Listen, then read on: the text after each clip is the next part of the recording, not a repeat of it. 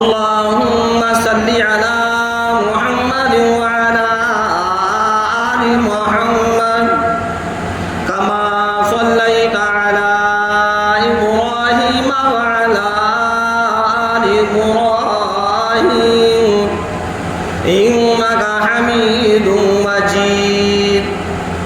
اللهم بارك على محمد وعلى آل محمد كما باركت على إبراهيم وعلى آل إبراهيم إنك حميد مجيد. محترم حضرات، سامعین کرام، عزیز ساتھیوں، حج کے متعلق بیان چل رہا ہے. اللہ تبارک تعالیٰ نے جب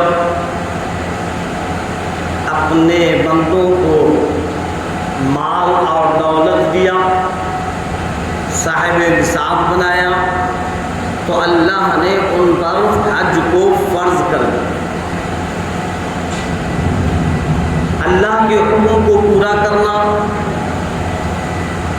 اور اس پر بھی پروردگار عالم نے اتنا بڑا احسان کیا کہ اے میرے بندو، جب تم میرے فریضے کو ادا کرو گے، جب حج کرو گے، تو حج کرنے کے بعد تمہارے سارے کے سارے گناہوں کو میں معاف کروں. اللہ کے رسول امام الانبیاء محمود کبریاء سرور کونین صلی اللہ علیہ وسلم نے فرمایا کہ بالکل پروردگار عالم اپنے بندے کو ایسا کر دیتا ہے جیسے کہ ابھی اس کی پیدائش ہوئی ہے. جو بچہ پیدا ہوتا ہے تو اس کے ساتھ کوئی گناہ نہیں ہوتا، اس سے کوئی غلطی نہیں ہوتی. اسی طریقے سے حج کرنے کے بعد اللہ بالکل ایسا کر دیتا ہے جیسے کہ اس سے کوئی گناہ ہوا ہی نہیں. پچھلے سارے گناہوں کو معاف کر دیتا ہے، ساری خطاؤں کو معاف کر دیتا ہے، ساری لغزشوں کو معاف کر دیتا ہے، بالکل ایک دم پاک اور صاف کر دیتا ہے. ہاں، کیسا اللہ تبارک تعالیٰ کا انعام ہے، کتنا بڑا فضل ہے کہ اللہ کے حکم کو پورا کرنے میں اللہ ہمارے گناہوں کو معاف کر رہا ہے. اس کے باوجود بھی اگر ہم اللہ کے اس فریضے کو ادا نہ کریں، اور اللہ نے سارے کے سارے مسلمانوں پر حج کو فرض نہیں کیا، جس طریقے سے نماز ہر ایک پر فرض ہے، اللہ نے حج صرف اس پر فرض کیا جو صاحب نصاب ہے، جس پر مال اور دولت ہے، جو آسانی کے ساتھ جا کر حج کر واپس آ سکتا ہے. اس کے گھر کا سارا خرچہ اسی طریقے سے چلتا رہے گا جیسے کہ اس کے سامنے چل رہا ہے. تب اللہ نے حج کو فرض کیا کہ اب اگر تم حج نہیں کرو گے تو گنہگار. حضرت ابراہیم علیہ السلام کے واقعے کو بیان کیا جا رہا ہے. حج کیا ہے؟ بیت اللہ شریف، اس بیت اللہ شریف کا طواف کرنا، میدان عرفات میں قیام کرنا، مزدلفے میں رات گزارنا، منا کے اندر قیام کرنا، اور شیطان پر کنکریاں مارنا، اور پھر قربانی کو کرنا، صفا مروہ پر دوڑ لگانا، یہ حج کے ارکان.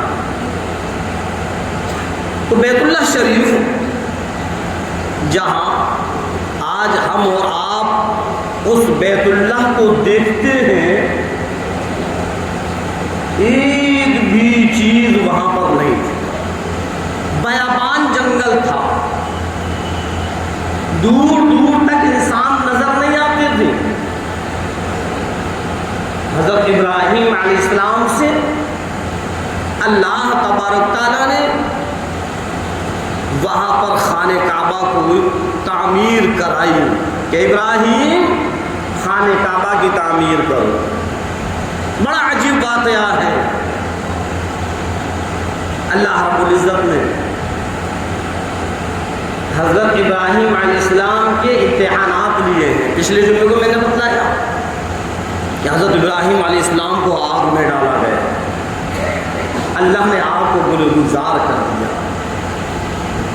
اللہ نے ایک امتحان اور لیا. حضرت ابراہیم علیہ السلام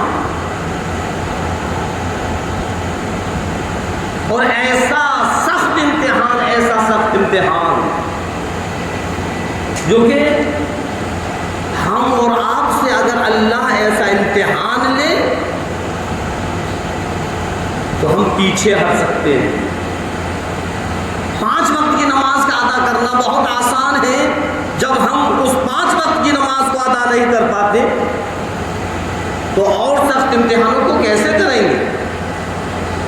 اللہ کے پیغمبر، اللہ کے نبی، اللہ کے خلیل حضرت ابراہیم علیہ السلام پروردگار عالم نے امتحان لیا. حضرت ابراہیم علیہ السلام سے فرمایا میرے ابراہیم آپ اپنے اسماعیل کو اپنی بیوی ہاجرہ کو لے کر بیابان جنگل کی طرف نکل جاؤ. اللہ کا حکم آ گیا.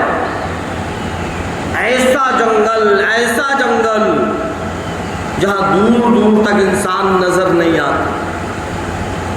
حضرت اسماعیل علیہ السلام ابھی چھوٹے سے ہیں، گود میں ہیں. حضرت حاجرہ علیہ السلام کو حضرت ابراہیم علیہ السلام نے کہا کہ چلو. وہ چھوٹے سے بچے کو لے کر حضرت حاجرہ علیہ السلام چلتی ہیں اور اس بیابان جنگل میں جہاں پروردگار عالم نے حضرت ابراہیم علیہ السلام کو حکم دیا تھا حضرت حاجرہ علیہ السلام کو چھوڑ دیا اور چھوڑ کر چلنے لگے. حضرت حاجرہ علیہ السلام نے پیچھے سے دامن پکڑ لیا. ابراہیم اے خلیل اللہ کیا کر رہے ہو؟ یہ تو بڑا خطرناک جنگل ہے. دور دور تک انسان نظر نہیں آتے. ایسے بیابان جنگل میں مجھ کو چھوڑ کر کہاں جا رہے ہو؟ حضرت ابراہیم علیہ السلام خاموش ہیں. حضرت حاجرہ علیہ السلام کہنے لگے ابراہیم اگر میری کوئی غلطی ہے، اگر میری کوئی خطا ہے، اگر مجھ سے کوئی غلطی ہو گئی تو اس کی سزا مجھ کو دو. ارے یہ معصوم بچہ ہے اس بیابان جنگل میں، یہ معصوم بچہ کیسے رہے گا؟ ابراہیم میری غلطی بتلاؤ، میری خطا بتلاؤ، کس جرم کی سزا مجھ کو دیتے ہو کہ اس بیابان جنگل میں چھوڑ کر جاتے ہو؟ اب حضرت ابراہیم علیہ السلام کیا بولے؟ خاموش ہیں، خاموش ہیں، کچھ نہیں بول پا رہے. آخر وہ بھی ایک نبی کی بیوی ہے. حضرت حاجرہ علیہ السلام سمجھ گئی اور کہنے لگی ابراہیم کیا اللہ کا حکم ہے؟ ابراہیم کیا اللہ کا حکم ہے؟ حضرت ابراہیم علیہ السلام نے گردن ہلا دی کہ ہاں اللہ کا حکم یہی ہے کہ اس بیابان جنگل میں چھوڑ کر اپنے بیوی اور بچوں کو اس بیابان جنگل میں چھوڑ کر چلے جاؤ. رب ذوالجلال کی قسم حضرت حاجرہ علیہ السلام نے دامن کو چھوڑ دیا اور کہنے لگے ابراہیم چلے جاؤ، اب مجھ کو تمہاری ضرورت نہیں. وہ پروردگار عالم جو اپنے ابراہیم کی آگ میں حفاظت کر سکتا ہے، وہ پروردگار عالم اس بیابان جنگل میں میری بھی حفاظت کر سکتا ہے. جاؤ، مجھ کو فکر نہیں، مجھ کو ضرورت نہیں، مجھ کو تمہاری کوئی تمنا نہیں. جہاں چاہتے ہو چلے جاؤ، جو اللہ کا حکم ہے اس حکم کو پورا کرو. میں یہاں خوشی خوشی رہنے کو تیار ہوں. اندازہ لگاؤ، بالکل ایک تنہا چھوٹا سا بچہ ہے، اور حضرت حاجرہ علیہ السلام، نہ وہاں کھانے کا کچھ انتظام ہے، نہ وہاں پینے کا کچھ انتظام ہے۔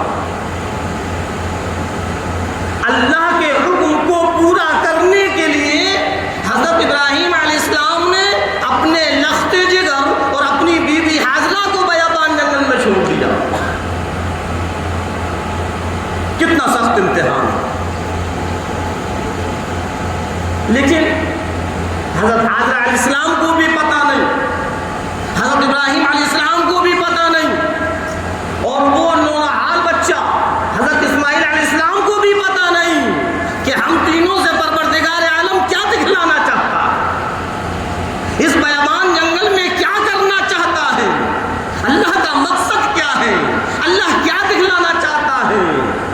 اللہ نے اسی بیابان جنگل کو ایسا ہرا بھرا کیا، ایسا آباد کیا، ایسا آباد کیا، جو آج ہم اور آپ کے سامنے مکہ مکرمہ ہے، وہی بیابان جنگل ہے۔ جہاں آج بیت اللہ شریف ہے، وہی بیابان جنگل ہے۔ جہاں آب زمزم ہے، وہ وہی بیابان جنگل ہے۔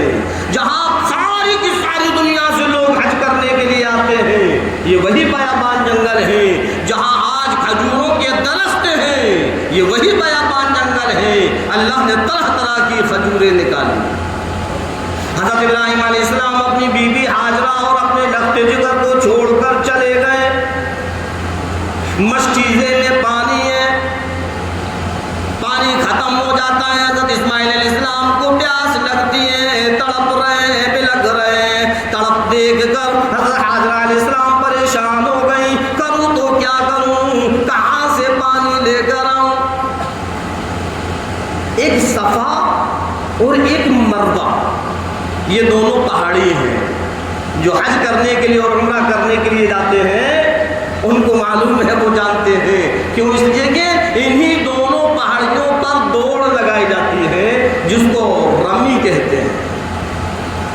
صفا اور مروہ پر دوڑ لگائی جاتی ہے۔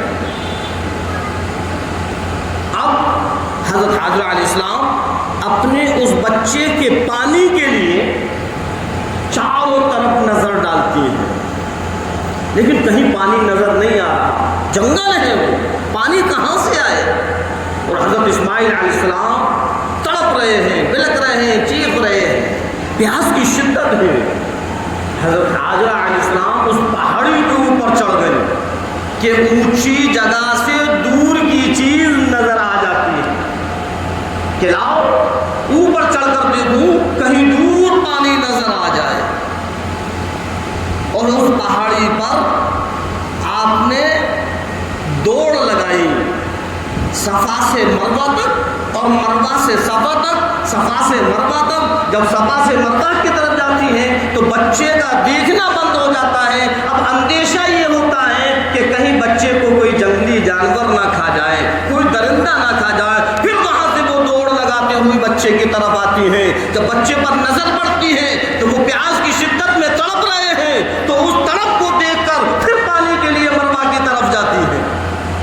صفا سے مروہ، مروہ سے صفا، صفا سے مروہ، مروہ سے صفا۔ اللہ رب العزت نے حضرت حاجرہ علیہ السلام کی اس دوڑ کو، صفا سے مروہ کی طرف چلنا اور مروہ سے صفا کی طرف چلنا، اس دوڑ کو اتنا پسند کیا، اتنا پسند کیا کہ آنے والی امت پر ضروری قرار دے دیا کہ جو حج کرنے کے لیے جائے، جو عمرہ کرنے کے لیے جائے، وہ میری بندی حاجرہ کی سنت کو ضرور ادا کرے۔ صفا اور مروہ پر دوڑ ضرور لگانا۔ 7 چکر لگائے تھے حضرت حاجرہ علیہ السلام نے، صفا سے مروہ تک، مروہ سے صفا تک 7 چکر لگائے۔ اللہ تبارک تعالیٰ نے 7 چکروں کو قبول فرمایا۔ او میری بندی حاجرہ فکر نہ کر، یہ تیرا دوڑنا، یہ تیرا چکر لگانا، یہ تیرا صفا سے مروہ تک جانا میں نے تمام کی تمام دنیا پر قیامت تک کے لیے ضروری قرار دے دیا کہ جو مکہ مکرمہ آئے گا، او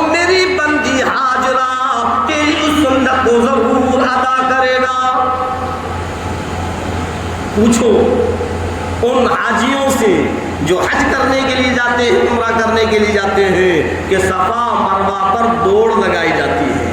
یہ وہی صفا مروہ ہے جہاں حضرت حاجرہ علیہ السلام نے دوڑ لگائی تھی۔ اور دوڑ کیوں لگائی تھی؟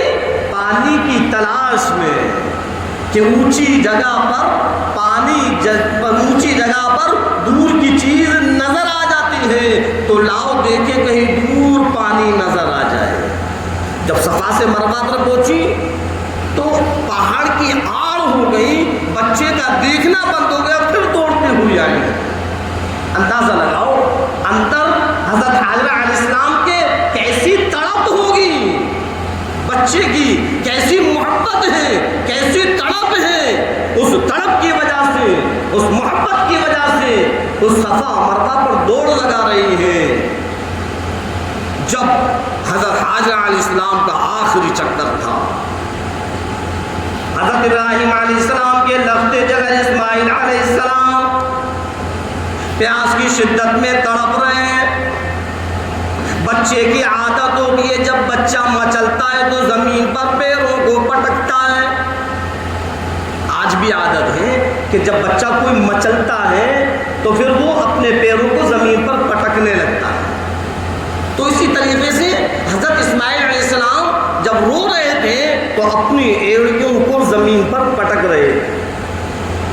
اللہ رب العزت نے جبرائیل علیہ السلام کو بھیجا، اے جبرائیل جاؤ میرے بندے کے لیے پانی کا انتظام کرو، تم دیکھتے نہیں میری بندی کتنی پریشان ہے، کبھی صفا پر جاتی ہے تو کبھی مروہ پر جاتی ہے، صفا سے مروہ کی دوڑ لگاتی ہے، مروہ سے صفا کی دوڑ لگاتی ہے، اے جبرائیل جلدی جاؤ پانی کا انتظام کرو۔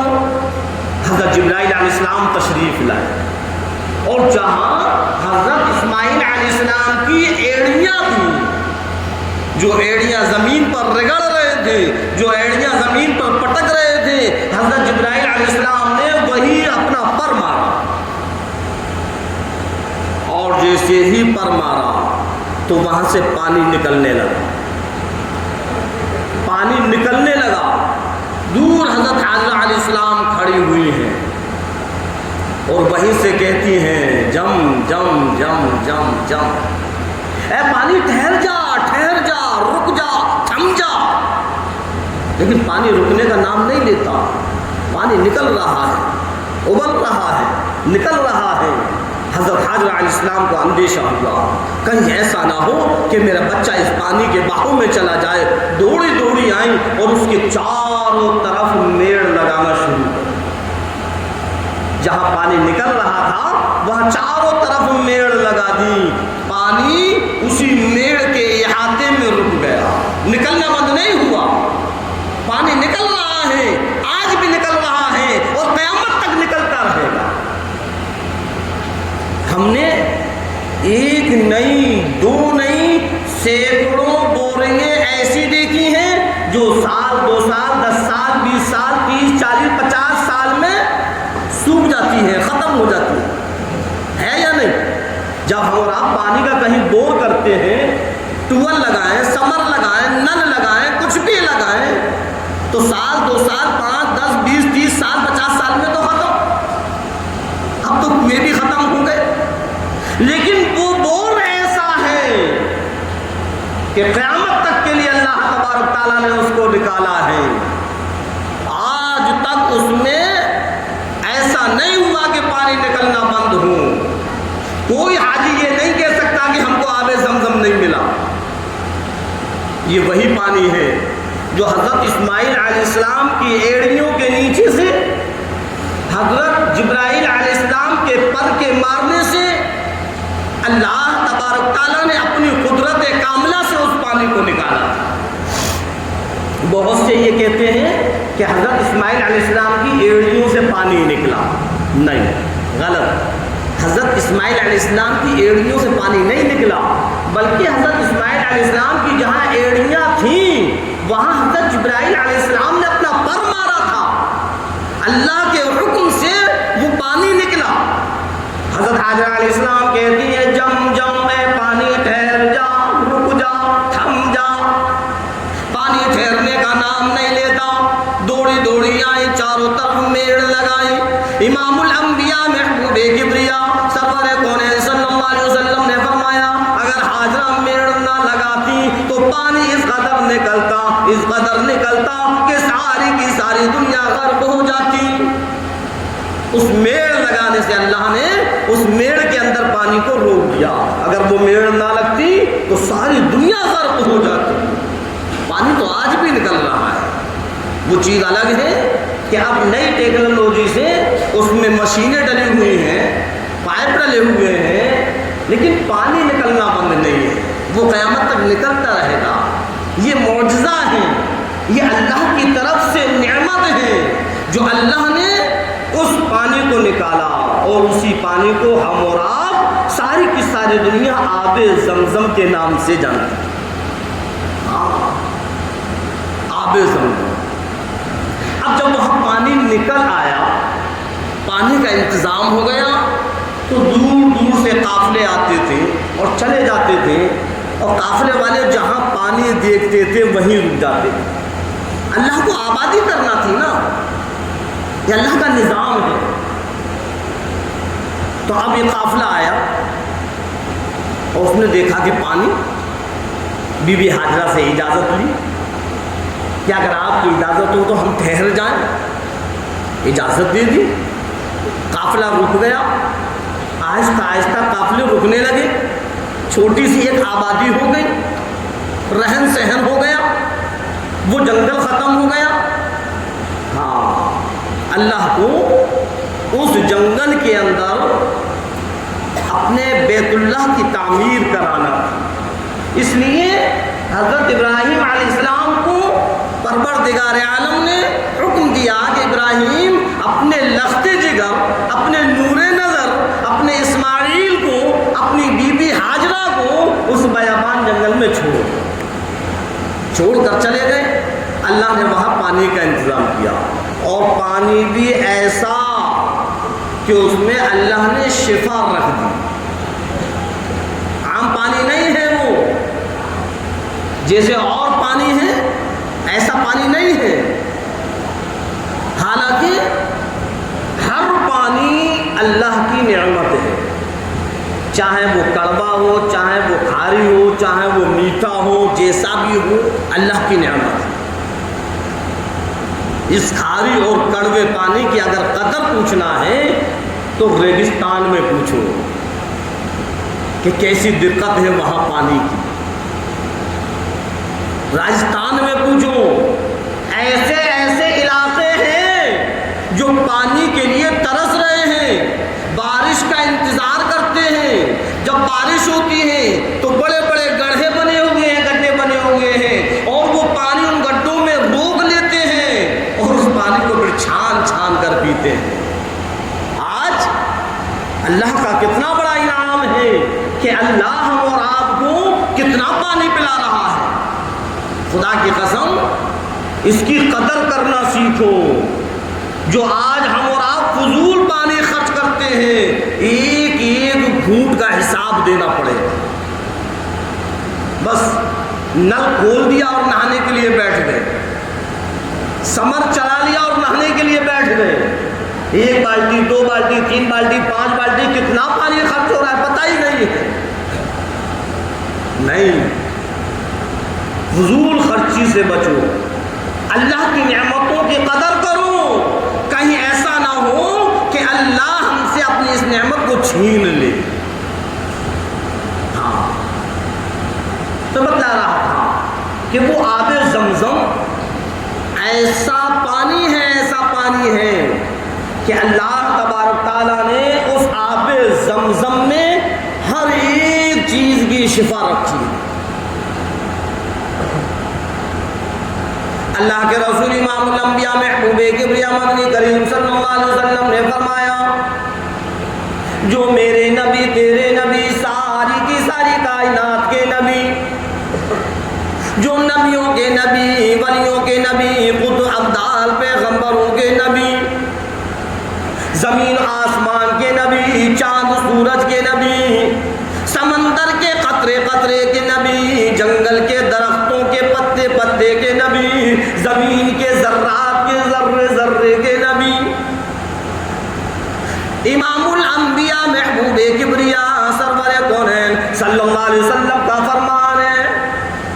ہاں اللہ کے رسول سرکار دو عالم صلی اللہ علیہ وسلم نے فرمایا کہ آب زمزم کے اندر اللہ تبارک تعالیٰ نے ایسی شفا رکھی ہے, ایسی خوبی رکھی ہے کہ جس مقصد کے لیے پیا جائے گا, جس بیماری کے لیے پیا جائے گا, اللہ تبارک تعالیٰ اس بیماری کو دور کر دے گا, اس مقصد کو پورا کرے گا. یقین ہو, یقین ہو, یقین پر سارا کا سارا دارومدار یقین پر ہے. کتنا بھی شدید مرض ہو, خدا کی قسم اللہ کی ذات پر یقین کر کر اس کو آب زمزم پلا دینا, اللہ اس کو شفا دے دے گا. میں اتنے یقین کے ساتھ اور اتنے دعوے کے ساتھ اس لیے کہہ رہا ہوں کہ سرکار دو عالم صلی اللہ علیہ وسلم کا فرمان ہے اور آپ کا فرمان غلط نہیں ہو سکتا. ہمارے یقین میں کمی ہو سکتی ہے, سرکار کے فرمان میں کمی نہیں ہو سکتی. جو آپ نے فرما دیا وہ برحق ہے. آج بہت سے مسلمان ایسے ہیں جو یہ سوچتے ہیں اجی جناب مولانا کیا کہہ رہے ہیں, آب زمزم تو ہم بہت پیتے ہیں, ہر بیماری میں پیتے ہیں, شفا ملتی نہیں, کیسے ملے گی, تیرے یقین بگڑا ہوا, تجھے نبی کے فرمان پر یقین نہیں, تجھے اللہ کے فرمان پر یقین نہیں, تجھے آب زمزم کی شفا پر یقین نہیں. جس دن یقین ہو جائے گا کہ نبی کا فرمان غلط نہیں, اس دن تجھ کو شفا مل جائے گا. اللہ کے رسول سرکار دو عالم صلی اللہ علیہ وسلم نے فرما دیا کہ آب زمزم کے اندر شفا ہے, تو 100% 101% شفا ہے. ہاں اللہ کے رسول سرکار دو عالم صلی اللہ علیہ وسلم معراج سے واپس آئے اور اپنا معراج کا واقعہ لوگوں کو بتلا رہے ہیں. یہودی بھی سن رہے ہیں, منافق بھی سن رہے ہیں. تو کسی نے حضرت ابو بکر صدیق رضی اللہ تعالیٰ سے کہا کہ ایک بات بتلاؤ, کہ کیا, کہ زمین سے لے کر آسمان کا سفر چند لمحات میں, چند منٹوں میں پورا ہو سکتا ہے. بستر گرم رہے, کنڈی ہلتی رہے اور زمین سے آسمان کا سفر ہو جائے, اتنا لمبا سفر چند لمحات میں ہو جائے گا. حضرت ابو بکر صدیق رضی اللہ عنہ کو پتہ نہیں تھا. آپ نے فرما دیا ایسا تو نہیں ہو سکتا کہ آپ کے امام الانبیاء سرکار دو عالم صلی اللہ علیہ وسلم فرما رہے ہیں. صدیق اکبر نے کہا کون, کہ سرکار دو عالم صلی اللہ علیہ وسلم فرما رہے ہیں. فوراً آپ نے کہا 100% ہو سکتا ہے, 100% ہو سکتا ہے. سرکار کی زبان سے ایک ایک لفظ سچا ہے. بغیر دیکھے اور بغیر سنے میں یہ کہتا ہوں کہ جو سرکار نے فرما دیا بالکل برحق ہے. اب وہ چپ, حقیقت یہ ہے کہ آپ صلی اللہ علیہ وسلم نے جو فرمایا بالکل برحق ہے. حضرت ابو صدیق رضی اللہ عنہ نے فرمایا کہ میں اس کی شہادت دیتا ہوں کہ سرکار نے جو فرما دیا بالکل برحق ہے. زمین کا آسمان کا سفر بالکل ہو سکتا ہے سیکنڈوں میں, جیسا نبی فرما رہے ہیں ویسا ہی ہوگا. ہمارا یقین ہے اس چیز کا. تو کہنے کا مقصد یہ ہے کہ اب اگر کوئی یہ کہے کہ جناب ہمارے گھر میں تو آب زمزم ہے اور جب بیمار ہو جاتے ہیں تو ہم تو آب زمزم پیتے ہیں, پھر بھی ہمیں شفا نہیں ملتی, تو ہمارا یقین کمزور ہے. سمجھ میں آئی؟ نبی کا فرمان غلط نہیں ہے, ہمارے یقین میں کمی ہے. اللہ کے رسول سرکار دو عالم صلی اللہ علیہ وسلم نے فرمایا کہ جب بھی کوئی پریشانی آئے, کوئی مصیبت آئے, کوئی تکلیف آئے, کوئی بیماری آئے, کسی چیز کی ضرورت ہو, کسی چیز کی حاجت ہو, کوئی چیز اگر مانگنا ہو تو اللہ کے سامنے مصلی بچھاؤ, 2 رکعت نماز پڑھو اور اللہ سے مانگو, اللہ دے دے گا. صحابہ کرام کیا کرتے تھے. اور نماز پڑھی, اللہ سے مانگا اور پھر دیکھا کہ کچھ آیا کہ نہیں، تو آپ کسی نے یہ نہیں کہا کہ ارے نبی نے تو کہا تھا کہ ہوگا اور یہاں تو ہوا ہی نہیں، بلکہ وہ صحابی کہنے لگے ضرور میری نماز میں کمی ہے۔ پھر نماز پڑھی، پھر پوچھا بیگم صاحبہ کچھ آیا کہ نہیں، کہ ضرور میرے وضو میں کمی ہے۔ پھر وضو کیا، صحیح طریقے سے وضو کیا، اور وضو کر کر پھر نماز پڑھی، اور نماز پڑھ کر پھر اللہ سے مانگا کہ اب آیا کہ ہاں گھر میں جو چکی لگی ہوئی ہے وہ گھوم رہی ہے اور اس میں سے آٹا نکل رہا ہے، اتنا نکلا اتنا نکلا اتنا نکلا کہ گھر کے سارے برتن بھر گئے۔ صحابی نے وہ چکی کا پٹ اٹھا کر دیکھا کہ آخر کیا ماجرا ہے، تو ایک گیہوں کا دانہ۔ تو اللہ کے رسول سرکار دو عالم صلی اللہ علیہ وسلم جو فرمایا وہ برحق ہے، ہمارے یقین میں کمی ہے جو ہم کو شفا نہیں ملتی، ورنہ آب زمزم کے اندر اللہ نے ایسی شفا رکھی ہے کہ کیسا بھی مرض ہو، کیسی بھی بیماری ہو، اللہ اس کو ختم کر دیتا ہے۔ اور کوئی بھی جائز کام، جائز تمنا، جائز آرزو اگر ہمارے دل میں ہے اور ہم چاہتے ہیں کہ اللہ یہ ہماری جائز تمنا اور جائز آرزو کو پورا کر دے، تو آب زمزم کو خانہ کعبہ کی طرف منہ کر کر کھڑے ہو کر، اور جب آب زمزم پیے تو پہلے اللہ سے دعا کریں، جس مقصد کے لیے پی رہے ہیں اس مقصد کو اللہ کے سامنے رکھیں اور پھر پیے، انشاءاللہ اس مقصد میں کامیابی ہے۔ یہ ہے آب زمزم کی فضیلت جو کہ ہم اور آپ جانتے ہیں۔ ہاں، اور ایک خوبی اللہ نے اور رکھی ہے اس میں کہ یہ آب زمزم جس پانی کے اندر مل جائے گا وہ سارا کا سارا پانی آب زمزم بن جائے گا۔ یہ بھی اس کی صفت ہے، یہ بھی اس کی خوبی ہے کہ جس پانی کے اندر آب زمزم کو ملا دیا گیا وہ سارا کا سارا پانی آب زمزم بن گیا۔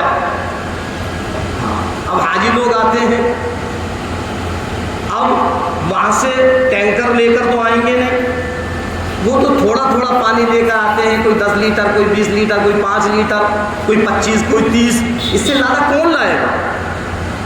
اب یہاں کتنے رشتے دار ہیں اور کتنے ملنے والے ہیں، جو بھی حاجی سے ملنے جائے گا بس 2 چیزوں کی فریاد ہے، فرمائش ہے 2 چیزیں، حاجی صاحب کھجور اور پانی، کھجور اور پانی۔ اب کتنا پانی دیا جائے؟ اللہ عالم الغیب ہے، اللہ کو معلوم ہے کہ بڑی دور دور سے میرے بندے آئیں گے، اس آب زمزم کو لے جائیں گے، اور اپنے رشتہ داروں کو جب اس آب زمزم کو بانٹیں گے تو کتنا لے جائیں گے اور کتنا بانٹیں گے۔ اللہ تبارک تعالیٰ نے آب زمزم کے اندر یہ خوبی پیدا کر دی، اس آب زمزم کے اندر یہ صفت ڈال دی کہ جس پانی کے اندر آب زمزم کو ملا دیا جائے وہ سارا کا سارا آب زمزم بن جائے۔ اب اگر ایک بوتل بھی ایک ڈرام کے اندر ڈال دیا جائے گا، رب ذوالجلال کی قسم وہ سارا کا سارا ڈرام آب زمزم بن جائے گا۔ اب پریکٹیکل کر کر دیکھو، آب زمزم کو ایک شیشی میں بھرو اور سادہ پانی کو ایک شیشی میں بھرو، اور اس سادہ پانی میں ایک بوند آب زمزم کی ڈال دینا، خدا کی قسم جو ذائقہ، جو ٹیسٹ اور جو رنگ آب زمزم کا ہوگا وہی ذائقہ، وہی ٹیسٹ اور وہی رنگ اس سادے پانی کا ہو جائے گا، اس لیے کہ اس میں آب زمزم کی بوند مل گئی ہے۔ اور اس سادے پانی کو اگر آپ سال 10 سال تو بہت دور 2-3 مہینے بھی رکھ لیں گے تو کیڑے پڑ جائیں گے، ہے یا نہیں؟ بدبو آنے لگے گی، لیکن آب زمزم کو جتنے سال چاہو رکھو نہ کوئی کیڑا پڑے گا اور نہ کوئی بدبو آئے گی۔ اسی طریقے سے جس پانی میں آب زمزم ملایا اس کو بھی رکھ کر دیکھ لینا، اب وہ سادہ نہیں رہا، اب وہ آب زمزم بن گیا ہے۔ اللہ نے اس میں بھی وہی خوبی پیدا کر دی ہے، نہ اس میں بدبو آئے گی اور نہ کیڑا پڑے گا۔ جتنے مہینے جتنے سال چاہو رکھ دینا۔ یہ اللہ تبارک تعالیٰ نے آب زمزم کے اندر یہ صفت رکھی ہے، آب زمزم کے اندر اللہ نے یہ خوبی رکھی ہے کہ جس کو اپنے ساتھ ملا لے گا اس کو اپنا جیسا بنا لے گا۔ اسی لیے تو اللہ کے رسول سرکار دو عالم صلی اللہ علیہ وسلم نے اپنی امت کے ہر فرد کو، ہر انسان کو، ہر امتی کو بتلایا کہ ہر گھر میں 5 چیزوں کا رہنا ضروری ہے، سنت ہے، نبی کا فرمان ہے۔ یوٹیوب پہ جو میرا چینل چلتا ہے اس میں نے ان 5 چیزوں کے نام بتلائے ہیں کہ کون کون سی چیزیں ہیں جو گھر میں رکھنا نبی کی سنت ہے۔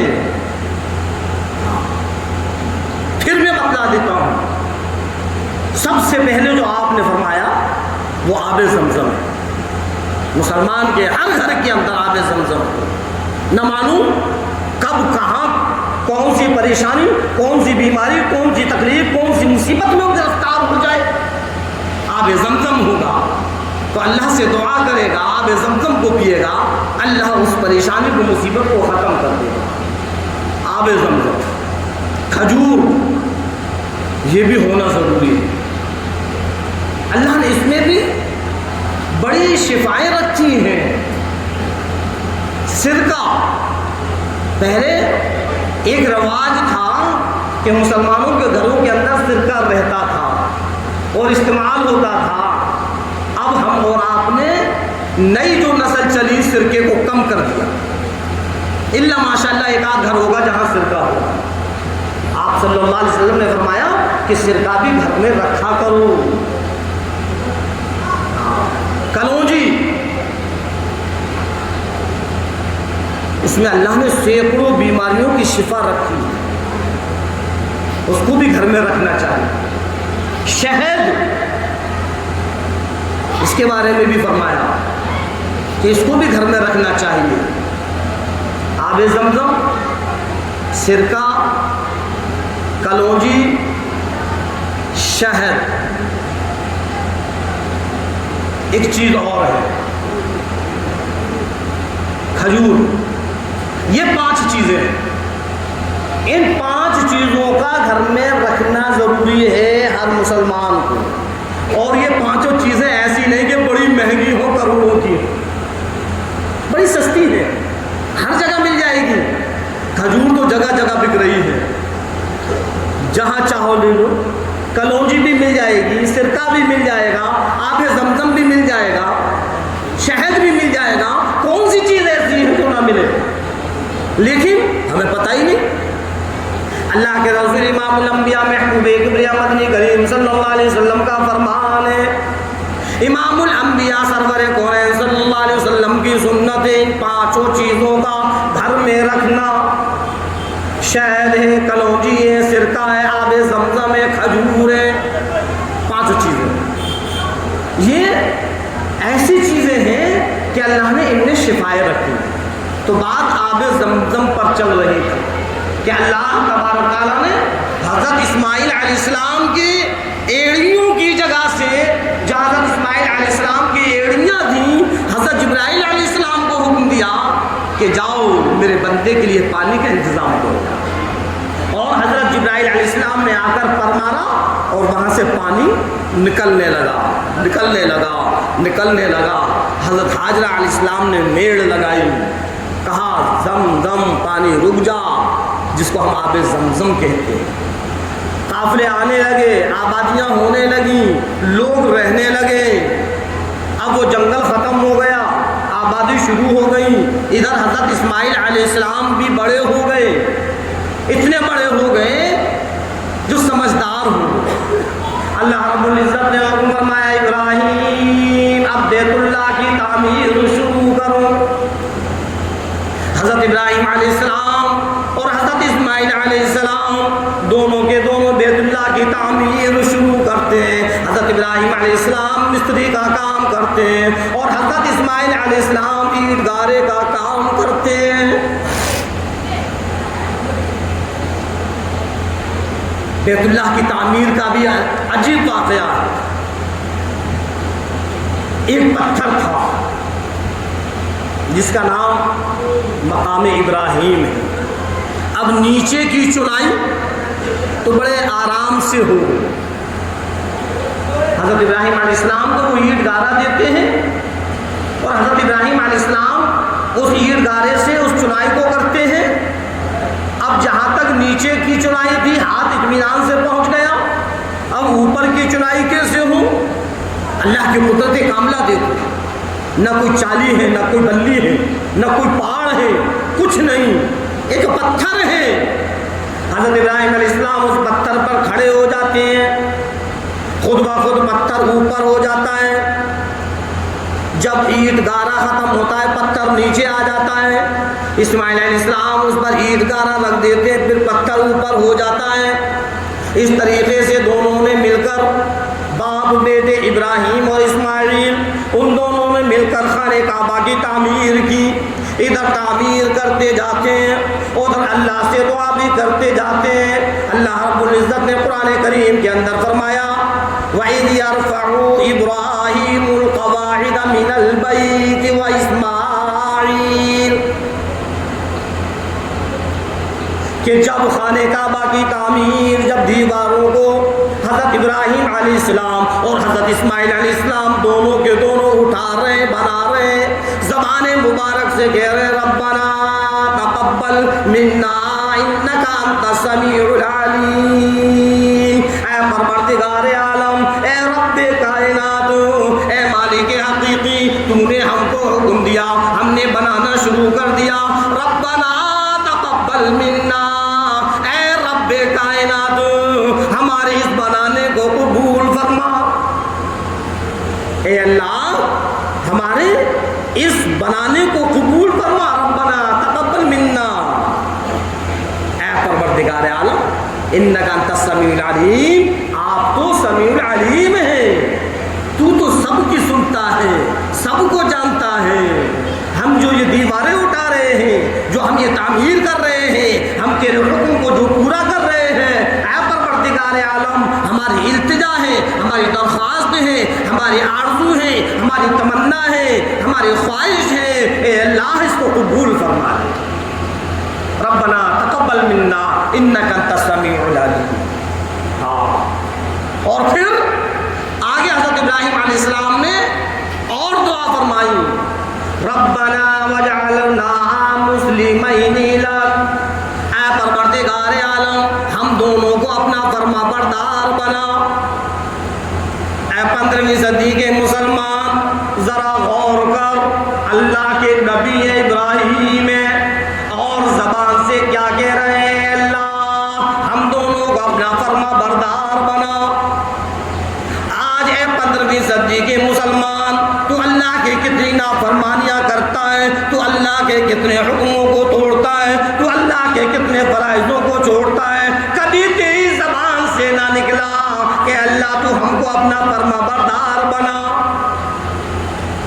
اللہ کے نبی بخشے بخشائے ہوتے ہیں، نبی معصوم ہوتے ہیں، اور اللہ کے نبی کہہ رہے ہیں اے اللہ ربنا وجعلنا مسلمین لک، اے اللہ ہم کو اپنا فرما بردار بنا، ہم دونوں کو.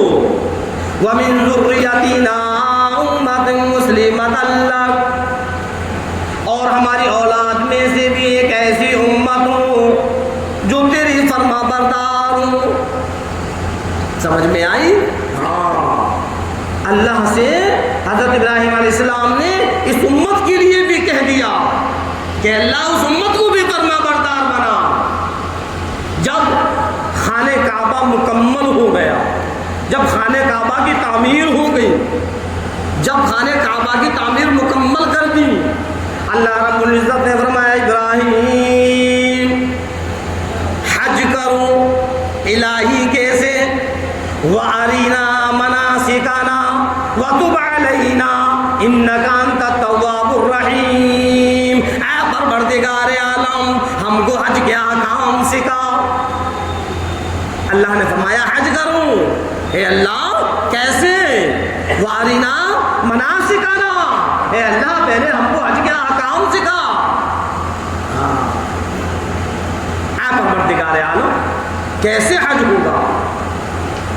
وارینا مناسکنا وتب علینا انک انت التواب الرحیم.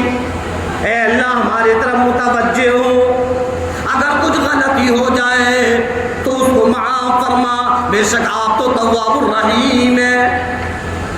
اللہ نے فرمایا ابراہیم آواز لگاؤ، لوگوں کو بلاؤ اس بیت اللہ شریف کے طواف کے لیے، آواز لگاؤ حج کے لیے. الہی میری آواز کہاں تک جائے گی؟ میری آواز کون کون سنے گا؟ میری آواز کس کس کے کانوں میں جائے گی؟ اللہ نے فرمایا ابراہیم آواز لگانا تمہارا کام ہے، اس آواز کو دنیا کے کونے کونے میں پہنچانا میرا کام ہے. اگر میں نے لوگوں کے تک اس آواز کو نہ پہنچایا تو میری قدرت کیا؟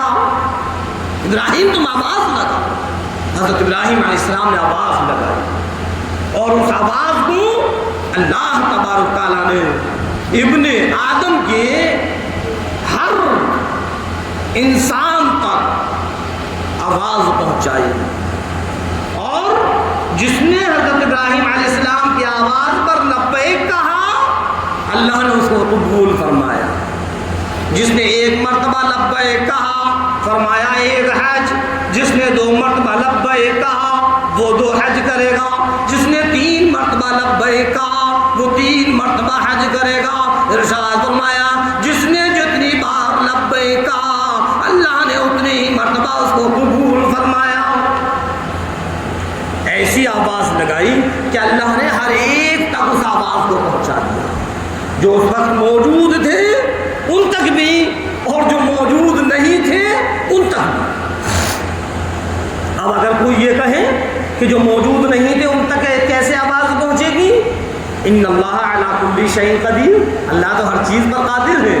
میدان الست میں ساری کی ساری انسانی ضروریات کو اللہ تبارک تعالیٰ نے حضرت آدم علیہ السلام کے پشت مبارک سے باہر نکالا اور ساری کی ساری ضروریات سے ایک عہد لیا، ایک وعدہ لیا کہ بتلاؤ الست بربکم، کیا میں تمہارا رب نہیں ہوں؟ سارے کے سارے لوگوں نے کہا قالوا بلا، کیوں نہیں آپ ہی ہمارے پروردگار ہیں.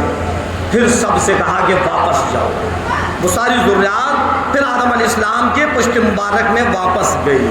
تو اللہ تو ہر چیز پر قادر ہے. جب میدان الست میں حضرت ابراہیم علیہ السلام کی پشت مبارک سے نکال کر اللہ نے ہر ایک سے وعدہ کیا، تو کیا پروردگار عالم اس بات پر قادر نہیں کہ ابراہیم علیہ السلام کی آواز کو ساری کی ساری ضروریات تک پہنچا دے؟ اللہ نے فرمایا کہ آواز لگانا تمہارا کام ہے، اور اس آواز کو لوگوں تک پہنچانا میرا کام ہے. تم آواز لگاؤ میں آواز کو پہنچاؤں گا. ہاں، تو یہ وہی بیت اللہ شریف جس کی تعمیر حضرت ابراہیم علیہ السلام نے کئی مرتبہ تعمیر ہوئی ہے، کئی مرتبہ اس کو بنایا گیا ہے. ہاں، تو اللہ نے اگر ہم کو